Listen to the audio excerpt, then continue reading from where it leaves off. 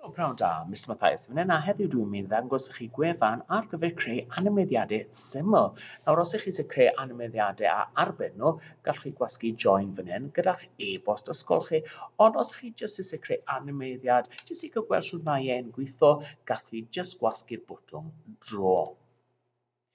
Nawr, y syniad gyda hyn ydy i ni'n tynnu llun ac wedyn i ni yn gwneud slaid arall. So, os i fi jyst yn gwneud llygad fan hyn nawr, a rhoi llygad arall mewn, a wedyn rhoi ceg mewn, gewch chi weld dyna jyst gwyneb syml. Nawr, os fi'n gwasgu ychwanegu slaid, gallai jyst wedyn jyst clicio fan hyn a jyst newid y tamau bach, a gewch chi weld beth sydd yn mynd i ddigwydd nawr.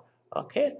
So, i gweld hwn wedi animeiddio, nag sydd angen i fi gwneud, ydy gwasgu'r bwtwm chwarae ac chi'n gallu gweld sut mae'n edrych nawr.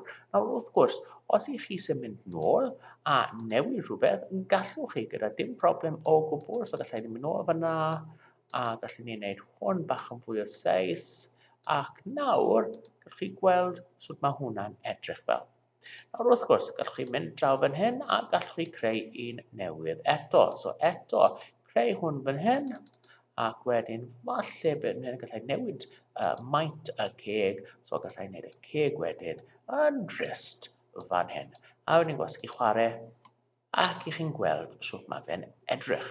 So, dyna Toon-Nator, ac os ych chi eisiau, gallwch chi wastad rhoi lliwiau gwahanol mewn os o'ch chi eisiau. Ond ar gyfer hwnna, dwi ddim yn mynd i gwneud hynny.